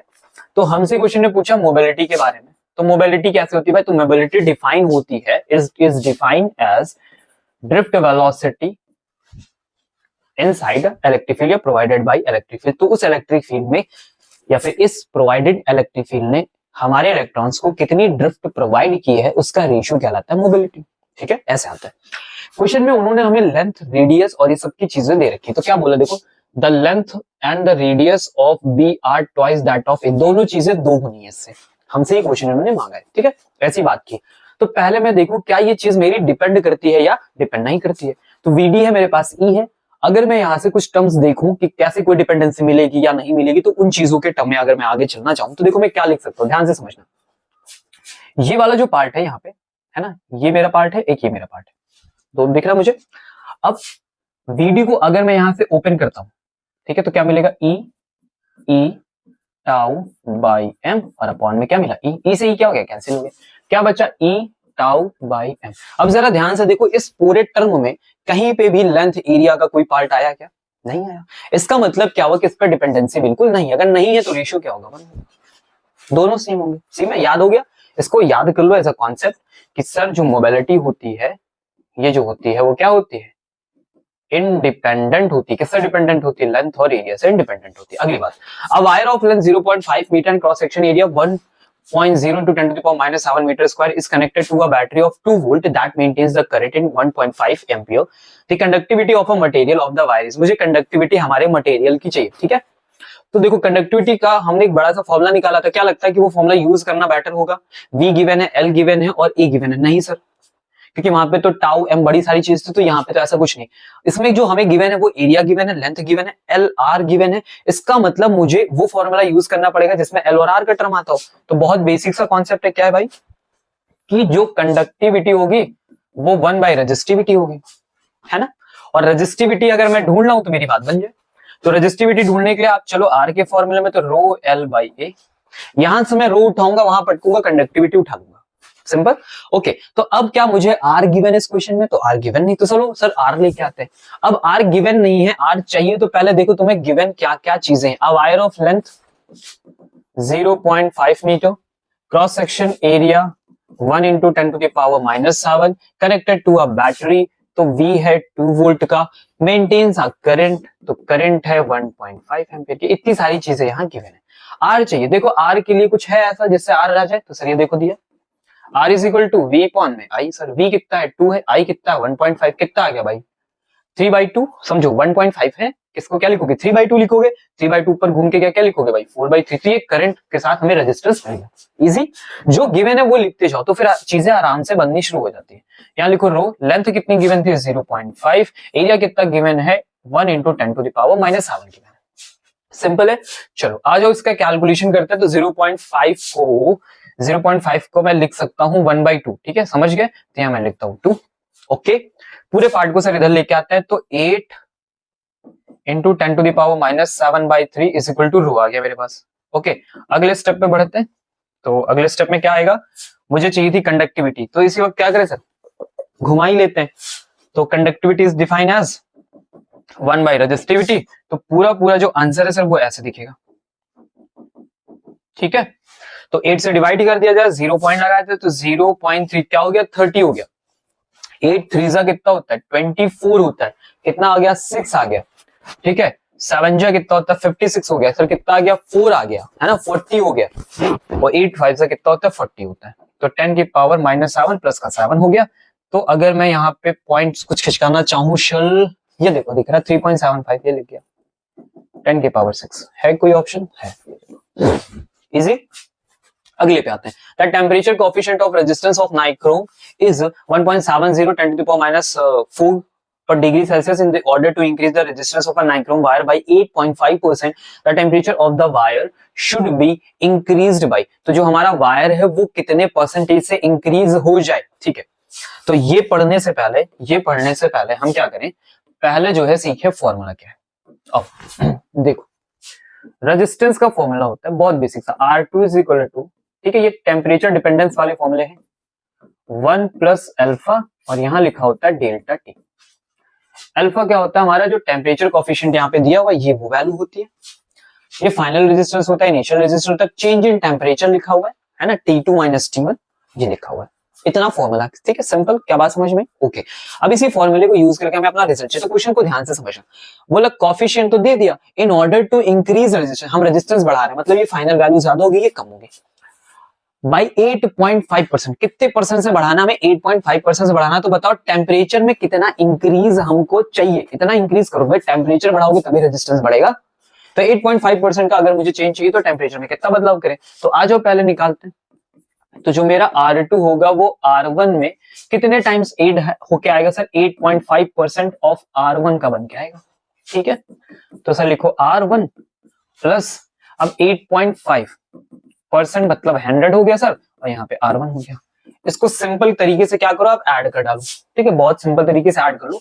तो अगर मैं यहाँ पे divide कर दूं, मतलब मैं इसे R1 और ये प्लस हो गया मेरे पास, तो ये रिजल्ट तुम्हें पता है कितना मिलने वाला है, 0 पॉइंट, देखो 2 जीरो है, किसका दो यहाँ पे, तो 0.85 R1।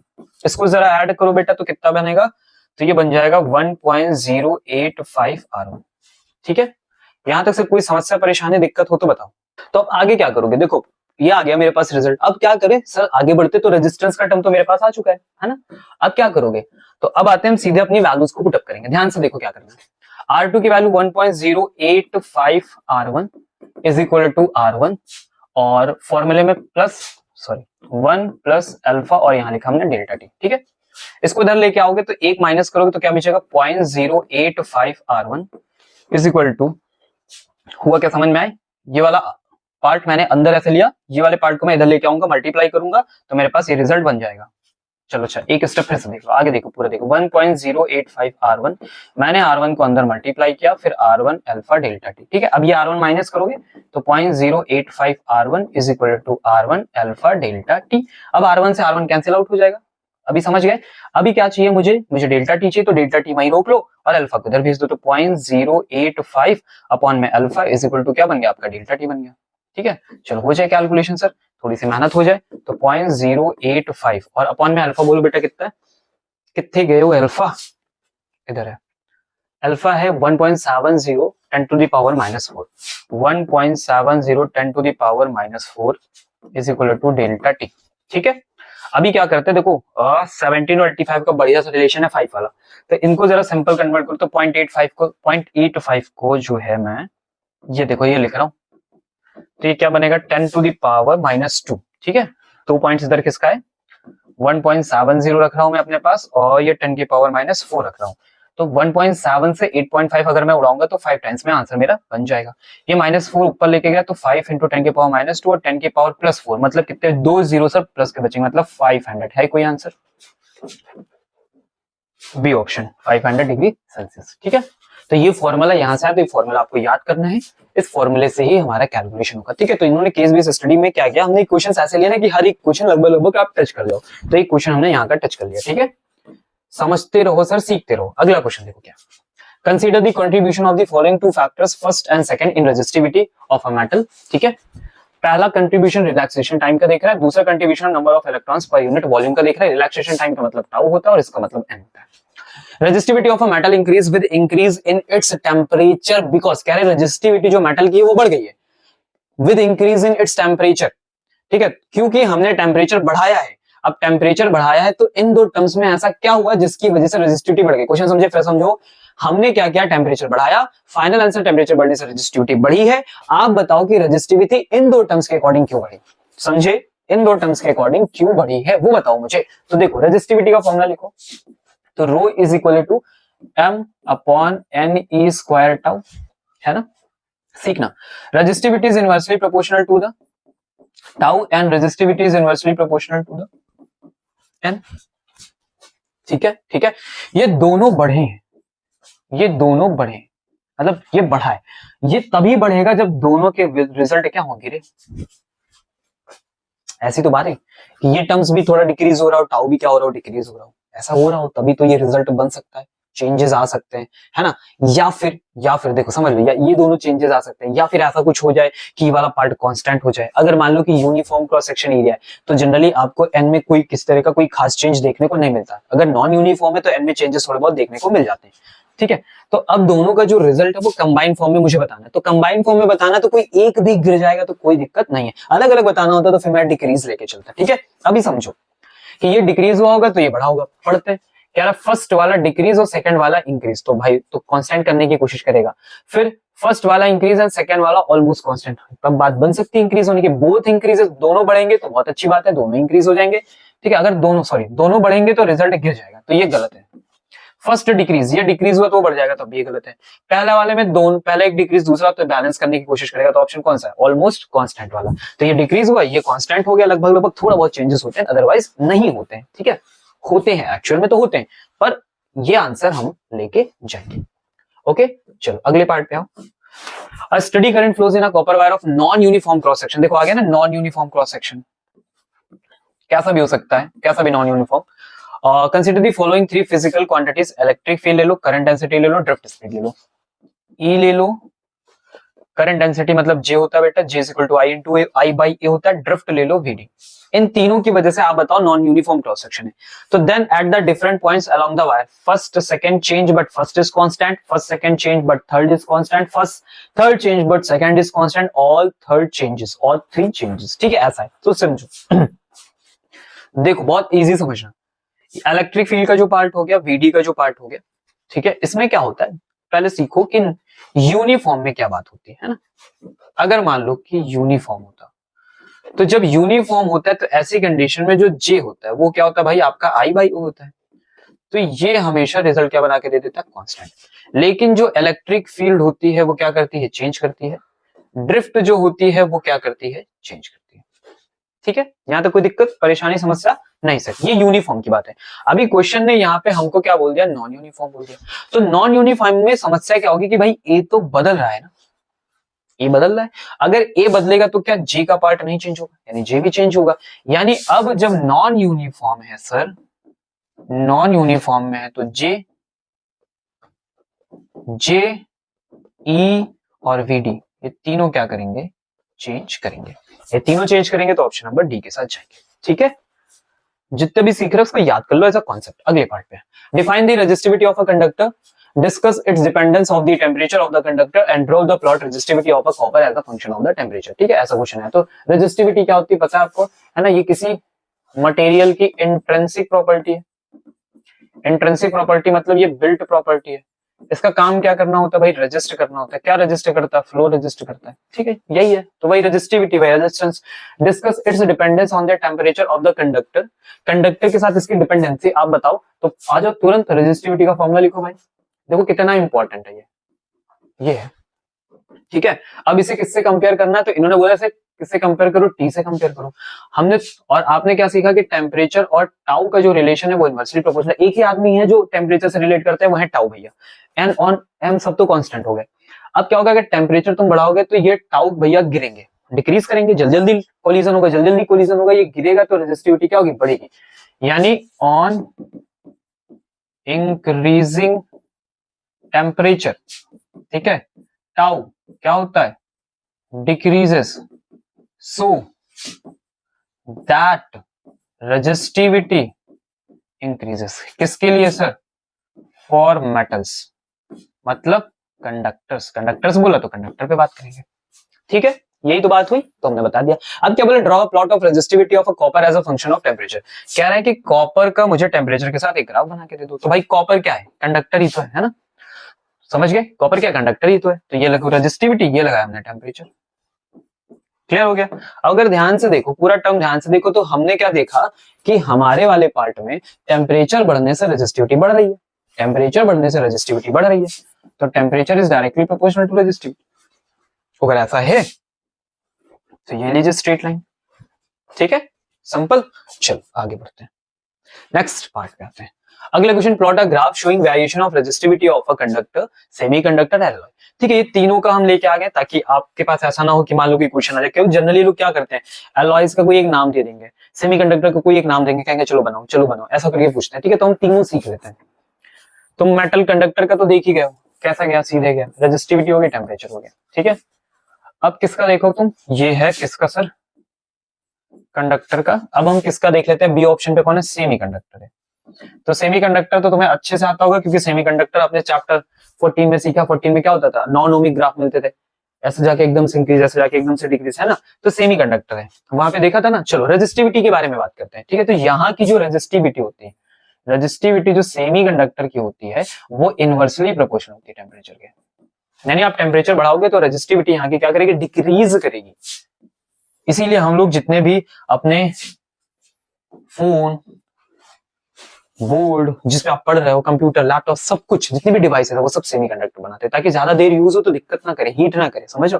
फिर भी थोड़ी बहुत कर जाती है, सोचो जब डिक्रीज होती तब हीट कर जाती है, कंडक्टर बनाए तो कितनी दिक्कत होती है। ठीक है, अब किसके साथ आते हैं, एलॉय के साथ आते हैं।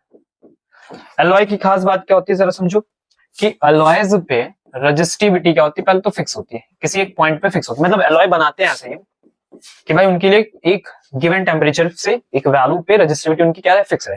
फिर जब टेम्परेचर आप वहां से इंक्रीज करते हो ना, तो उनका भी रिजल्ट क्या होता है, इंक्रीज होता है। मतलब ये जीरो से नहीं स्टार्ट होती। यहाँ देखो, कंडक्टर को जीरो करने पे इनकी रेजिस्टिविटी भी जीरो हो गई है, हुई है, हुई है। पर उनके साथ, एलॉय के साथ ऐसा नहीं, एलॉय के साथ एक फिक्स वैल्यू, जीरो पे भी वो एक वैल्यू रखेंगे और इसके बाद यहां से इंक्रीज करेंगे। ठीक है, तो ये 3 ग्राफ हो गए, देख लिया, ओके, देख लिया, सीख लिया, बढ़ते हैं आगे। Next, potential difference applied across a given conductor is doubled.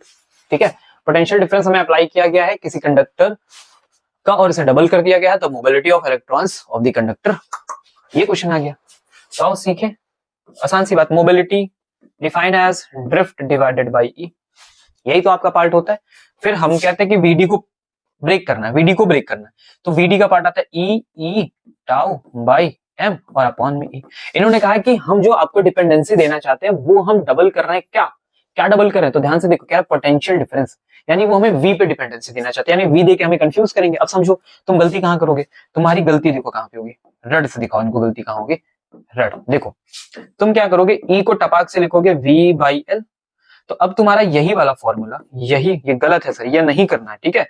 तो यही वाला फॉर्मूला जो होगा यहाँ पे जैसे तुम रखोगे, तो वीडी अपॉन में वी और एल घूम के ऊपर आ जाएगा। अब देखो वी और म्यू के बीच में रिलेशन दिखने लगा, तुम्हें दिख रहा है, और ये तुम करोगे सर गलत हो जाएगा, गलत हो जाएगा, गलत हो जाएगा, तो इसको मैं बचाओ के ही क्यों रखूं, ठीक है, ये नहीं करना है। ओके, चलो अब जो करना वो सीखते हैं। ई से ही तो सर कैंसिल हो गया, मतलब जब ई बचा ही नहीं तो वी का कोई मतलब नहीं। अब वी तुम आधा करो, मोटा करो, चौड़ा करो, दैट मींस मतलब पोटेंशियल पे भी मोबिलिटी डिपेंड नहीं करती है, ठीक है, याद रहेगा, करना ही पड़ेगा, याद करना ही पड़ेगा। चलो अगला, 3 materials A B C have electrical conductivities sigma 2 sigma and 2 sigma material, sorry respectively their number densities of free electrons, electrons लिखा है, इलेक्ट्रॉन्स है वो, ठीक है, are N 2 N N respectively, for which material is the average collision time of free electron maximum. मतलब tau के बारे में क्वेश्चन है, ठीक है, टाउ के बारे में क्वेश्चन, हमें मतलब हमें टाउ के बारे में बात करनी है, तो टाउ के बारे में बहुत इजी बात कर लेंगे। ये देखो कंडक्टिविटी है, ठीक है, तो कंडक्टिविटी के लिए क्या होता है भाई, रो का क्या होता है, तो रो का होता है एम एन ई स्क्वायर टाउ, तो सर कंडक्टिविटी का क्या बनेगा, एन ई स्क्वायर टाउ अपॉन में एम बनेगा। जो पूरा गेम है सर वो इसके बारे में, टाउ के बारे में। तो यहां से पहले टाउ भैया का फॉर्मूला बनाइए, तो टाउ भैया का फॉर्मूला देखो क्या बनेगा, टन टन टन, ठीक है, कोई दिक्कत, ये बन गया टाउ का फॉर्मूला। अब सबके लिए बात करेंगे, तो चलो फॉर ए के लिए आओ, तो लिखा tau A is equal to, ये कितना पहले वाले में, तो ये है, ठीक है। m कितना है, m के बारे में कोई मतलब नहीं है, चलो छोड़ो, m को m लिखो सर। n कितना है भाई, n n n पहले वाले का n n ही है, फिर e स्क्वायर लिखा, तो बाकी ये सब तो कांस्टेंट है, यानी रिजल्ट मेरे पास बचा सिग्मा बाई n, ठीक है। चलो चलते हैं फॉर b के लिए, तो टाउ b लिखो। b के लिए जो ऐसा वैल्यू, ये फॉर्मूला बस वैल्यू रखो, ठीक है। यहाँ कितना लिखोगे, तो 2 टाइम्स ऑफ सिग्मा लिखोगे, यहाँ m लिखोगे, और अपॉन में n की जगह n लिखोगे, कितना लिखना है, 2n लिखना है, तो यहाँ 2n लिख दो। फिर e स्क्वायर है, e स्क्वायर लिख दो। फिर ये वाला पार्ट सर हमारे लिए कांस्टेंट है, 2 से 2 कट गया, वापस कितना बचा, यही बचा, तो इसमें भी वही आ गया। चलो फॉर c के लिए चलते हैं, तो tau c is equal to, चलो c पे रखो भाई, तो 2 रखो यहाँ पे, यहाँ m रखो, अपॉन में n की जगह क्या रखना है, n ही रखना है, यहाँ n रखो, यहाँ e स्क्वायर रखो। ये वाला पार्ट सर कांस्टेंट है पहले से ही सर, यही वैल्यू देखो 2 गुना, ये बाकी सब में तो यही आता है, इसमें ये आया 2 सिग्मा बाई n, तो सबसे ज्यादा वैल्यू किसके लिए होगी सर, टाउ c के लिए क्या होगी, मैक्स होगी। बढ़ते हैं A potential difference V applied across a conductor of length L, uniform cross section area A. How will the drift velocity, electric field, current density J be affected when the V is doubled and L is halved, keeping other factor constant? देखो इस सब बोला गया कि potential difference एक V apply किया, conductor की length L है, uniform cross section area A। Changes किसमें चाहिए, ड्रिफ्ट में चाहिए, इलेक्ट्रिक फील्ड में चाहिए, करंट डेंसिटी J में चाहिए, ठीक है। क्या क्या बदलाव करने हैं आपको, तो आपको बदलाव करने हैं, V को 2 गुना कर देना और लेंथ को हाफ कर देना, ठीक है। चलो आओ, तो पहले रिलेशन निकालो उनका, VD is equal to E tau by M। है क्या कोई L के साथ रिलेशन हमारा, तो होगा ही, चलो E को क्या लिखोगे, V टाउ अपॉन में ML। देखो पैटर्न्स यहाँ पे भी वही है, पैटर्न्स हर बार रिपीट होते, देखो कितने क्वेश्चंस किया, तुम इसके बिना नहीं पढ़ पा रहे हो, मतलब कई बार एक ही चीज रिपीट हो जा रही है ना, तो वो चीजें हमेशा होती है, इसीलिए तुम लोग क्या पाते हैं कि भाई ये पढ़ लो यही आएगा, यहाँ से तो ये मिल जाएगा, यहाँ से ये मिल जाएगा, टॉपिक इंपॉर्टेंट है, ऐसे पता चलता है। बार बार तुम वही रिपीट करो, क्वेश्चन हालांकि है ही नहीं तुम्हारे पास, तुम इसी पे आके ले दे के यही गिरते हो, तो क्या ही करोगे, समझ गए बात को। ओके आगे देखो, इन्होंने क्या बोला कि हम v को डबल करना चाहते हैं, देखो फॉर्मूला तो है, v को डबल करना चाहते हैं, v को डबल करना चाहते हैं, देखो ये फॉर्मूला बेसिक। अब चेंज जो करना है वो देखो क्या है, कि हमने क्या किया, e लिखा और v को 2 गुना कर दिया और टाउ को वह रहने दिया, और क्या किया, लेंथ को हाफ कर दिया, तो ये m लिखो और मल्टीप्लाई में l/2 कर दो। और ये 2 घूमा, ये ऊपर गया, तो क्या हुआ यहाँ 4ev टाउ बाई ml। तो पहले वाले के कंपैरिजन में जो नया ड्रिफ्ट तुम्हारा बनेगा वो कितना बनेगा, 4 गुना बन जाएगा। बताओ, आसान है, बढ़िया क्वेश्चन है, हो गया सर, आंसर क्या है, 4 टाइम्स है, ठीक है। बढ़े आगे, ई का चाहिए और जे का चाहिए, सबका निकाल देंगे, हो गया। अब चलते हैं ई पे चलते हैं, तो अरे सर ई देखो फिर से लिखो, है ना, 3 नंबर दे रहा था, फिर से लिखो, ज्यादा पैसा ज्यादा काम, मतलब ज्यादा नंबर तो ज्यादा मेहनत करो, ये मतलब है। ओके अब जरा देखो, अगर मैं कहूं कि VD और E आपस में प्रोपोर्शनल है, तो हमारा VD भैया 4 गुना बढ़े हैं, तो क्या हमारे E भैया भी 4 गुना नहीं बढ़ जाएंगे, तो आंसर क्या लिखो, 4 टाइम्स इंक्रीज, क्योंकि बिकॉज दैट। ओके सर, चलो जे पे चलते हैं, जे तो जे के बारे में कुछ लिखा जाए, तो सर जे क्या होता है, देखो जे क्या होता है, J is equal to NEVD। Sir ऐसे कैसे पता, आई इज इक्वल टू तो पता है तुमको, ये वाला तो पता है, बड़ा फेमस वाला NEAVD, ये रटे हो कि नहीं रटे हो, ई वाले भैया इधर आ जाए, अपॉन में ए, यही कहलाते हैं कौन, जे, तो जे इज इक्वल टू NEVD।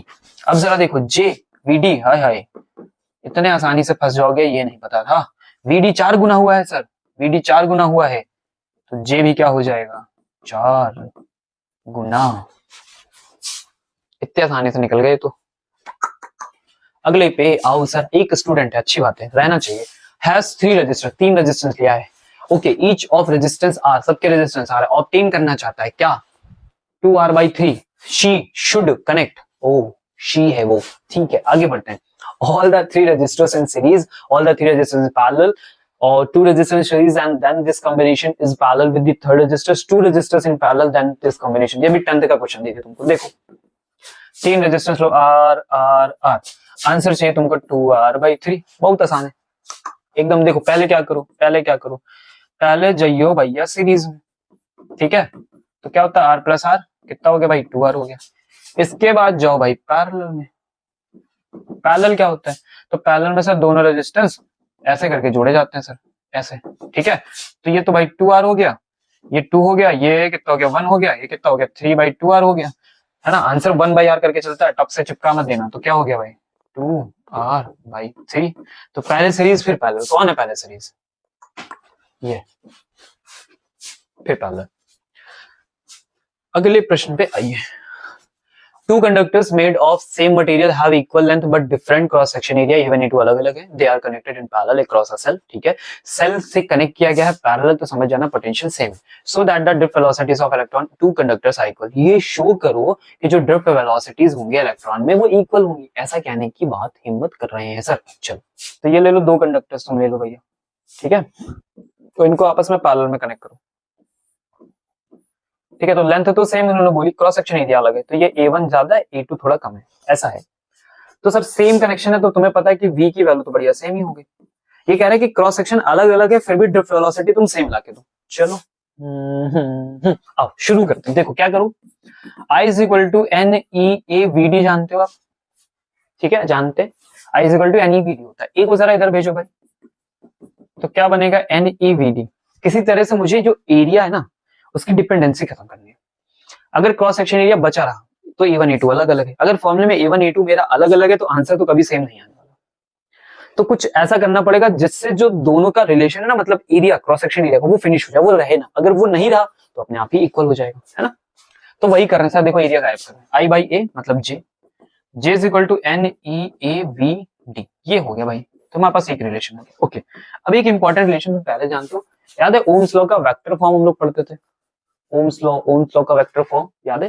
तो J इज इक्वल टू होता था भैया सिग्मा इंटू ई होता था, कंडक्टिविटी इंटू इलेक्ट्रिक फील्ड। चलो इसी में आ जाओ, यहाँ रखो, तो सॉरी क्या करते भाई, E क्यों बचाया, चलो NEVD is equal to sigma into E आया। VD देखो अपने पास है, तो VD इज इक्वल टू इधर बचे तो सिग्मा इंटू ई अपॉन में क्या बचेगा, NE बचेगा। क्लियर है, NE बचेगा। अब जरा देखो इस पूरे टर्म में अगर मैं बहुत ज्यादा इसे और ब्रेक कर दूं तो सिग्मा V अपॉन में NE और L आएगा। अब इस वाले फॉर्मूले को ध्यान से अगर आप देखो, इस वाले फॉर्मूले को अगर आप ध्यान से देखिए, ठीक है, तो इसमें लेंथ का टर्म आया है, पोटेंशियल का टर्म आया है, और दोनों टर्म्स उसने हमको क्या दे रखे हैं, इक्वल दे रखे हैं। ये इक्वल पोटेंशियल कैसे होगा, क्योंकि पैरेलल में, लेंथ उसने बोल दिया, एरिया अलग अलग बोला है। देखो फिर भी वाला पार्ट हमारे पास है ही नहीं, एरिया वाला पार्ट यहाँ हम लाए नहीं, और किसी तरीके से एरिया इंटर करेगा नहीं, और जब नहीं करेगा तो सर दोनों के लिए वैल्यू आपस में क्या हो जाएंगे, बराबर हो जाएंगे।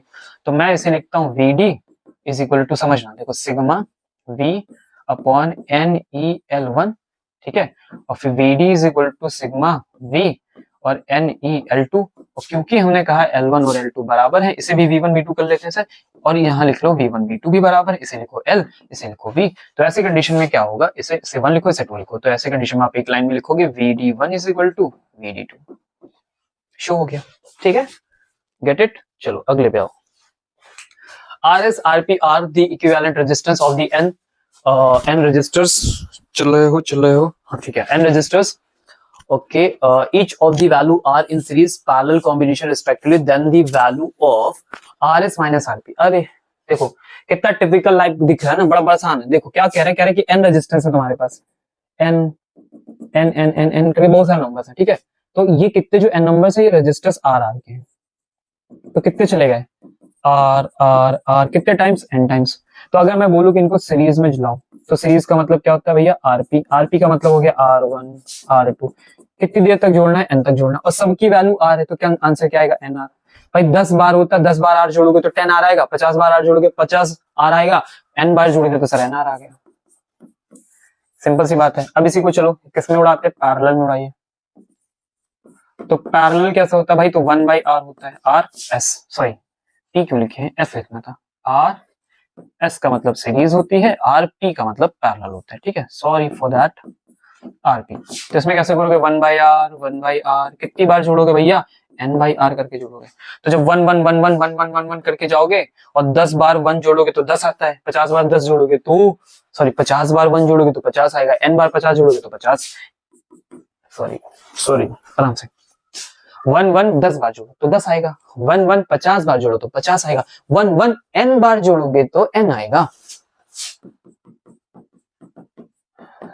ठीक है। तो RP भैया कितने आए, R/N आ गए। मांगे क्या है लोग, टिंग टोंग, मांगा क्या है आपने सर, मांगा है इन्होंने RS minus RP, RS minus RP मांग लिया। चल RS says NR R by N, R मारो कॉमन यार, N square minus 1 upon N, ये बस इतना है कोई R N स्क्वायर माइनस 1 वाला अपॉन में N हो, सी ऑप्शन। अगले पे चलते हैं। Nichrome and copper wire of same length and the same radius are connected in series. Current I pass through them. Which wire gets heat up more? Justify. देखो बड़ा बढ़िया question है, गलती करते हैं लोग। नाइक्रोम है क्या? अलॉय। कॉपर क्या है? कंडक्टर। कह रहे हैं कि कौन जल्दी हीट बनाएगा ना, H is equal to I square RT, मतलब रेजिस्टेंस जिसका ज्यादा वही होगा। तो अलॉय और कंडक्टर में अगर तुम कंपेयर करो तो अलॉय का रेजिस्टेंस ज्यादा होता है, कंडक्टर का कम होता है। अलॉय से कम करनी जाती है, सिंपल सी बात है ना। अलॉय का रेजिस्टेंस भैया, रेजिस्टेंस ऑफ अलॉय ज्यादा होता है रेजिस्टेंस ऑफ कंडक्टर से, ठीक है। तो जल्दी कौन हीट करेगा भैया? अलॉय जल्दी हीट कर देगा, है ना। तो जल्दी कौन हीट करेगा सर? नाइक्रोम जल्दी हीट कर जाएगा और कॉपर लेट में हीट करेगा। एक तो ये बात हो गई, यहां से समझो। और अगर और ज्यादा बेसिक इंटर करना चाहते हो तुम, तो देखो हम लोग ने ग्राफ बनाया था ना कंडक्टर और उसके बीच में रेजिस्टिविटी का, तो आपने देखा था उसका ग्राफ टेम्परेचर के साथ यहां से शुरू हुआ था, और जबकि एलॉय में यहां से स्टार्ट हुआ था। मतलब ऑलरेडी पहले उसके पास कुछ रेजिस्टिविटी का पार्ट, देखो यहाँ इनके पास नहीं है, पहले जीरो है, ऐसे समझो। पहले थोड़ी देर पहले समझो जीरो है, जब टेम्परेचर जीरो है तो फिर बढ़ा, जब टेम्परेचर बढ़ा तो इनका क्या जीरो पे भी ये पहले से रखे हैं। मतलब अगर पहले से रेजिस्टिविटी रखे हैं तो रेजिस्टेंस शो करेंगे, पहले से रेजिस्टेंस शो करेंगे तो जल्दी हीट बनाएंगे, तो नाइक्रोम ही जल्दी पहले गर्म होगा, ठीक है। समझ गए बात को? आगे बढ़ते हैं। क्वेश्चन नंबर अगला है हमारा 5 नंबर में, उसमें से हम लोग कोई एक दो ऑप्शन उनके पार्ट लेके आए हैं, बाकी हटा दिया है। 5 नंबर में क्वेश्चन आया था, पर ये पूरा 5 नंबर का नहीं है, ठीक है। इसका ए पार्ट भी था, तो वो अभी नहीं है, वो अगले में मिलेगा। Current I is equal to 1 ampere is passing through a copper rod and 8.5 into 10 to the power 28 of varying cross section as shown in the figure. The area of cross section at points E and B along its length and A और B दोनों का cross section दिया है metre square respectively. Calculate the ratio of electric fields at the point A and B। A और B कहाँ है भाई? A और B, तो ये वाला पार्ट हमारा A है, ये वाला पार्ट हमारा सर क्या है? B है। तो इस A क्रॉस सेक्शन और इस B क्रॉस सेक्शन में हमें रिजल्ट बताना है, ठीक है। Okay sir. अच्छा रुको, क्वेश्चन मैं करता हूँ क्योंकि ये आपके साथ शेयर करना होता है, तो आप इसे देखते हो वहां से। तो चलो, रेशियो ऑफ इलेक्ट्रिक फील्ड मांग रहे हैं तो क्या ही दिक्कत है सर, आओ इलेक्ट्रिक फील्ड का रेशियो निकालते हैं। तो पहले तो तुम देख लो कि तुम्हारे पास क्या क्या है ना, नहीं तो फिर मामला जो है वो गड़बड़ हो जाएगा। तुम्हारे पास I है, तुम्हारे पास N है और तुम्हारे पास A भी है। ओके, तो इलेक्ट्रिक फील्ड का आप हमें रेशियो दे दो। तो चलो सर, इलेक्ट्रिक फील्ड का बेसिक सा फॉर्मूला हम लोग उठाया जाए जिससे हमारी बात बन जाए। तो चलो, E इज इक्वल टू क्या होता है भाई? सिग्मा, सॉरी ये फॉर्मूला आपने थोड़ी देर पढ़ा, J is equal to sigma into E। याद आया, थोड़ी देर तो पहले पढ़ा था, कंडक्टिविटी वाला फॉर्मूला। ओके, अब अगर मैं इसे पहले वाले के लिए लिखूं, J A के लिए लिखूं, तो सिग्मा A और E, तो सर मैं E A नहीं लिख रहा हूँ, यहाँ A लिख रहा हूँ। ऐसा क्यों करें सर आप? क्योंकि सेम मटेरियल है तो सेम कंडक्टिविटी होगी, सिंपल सी बात है ना।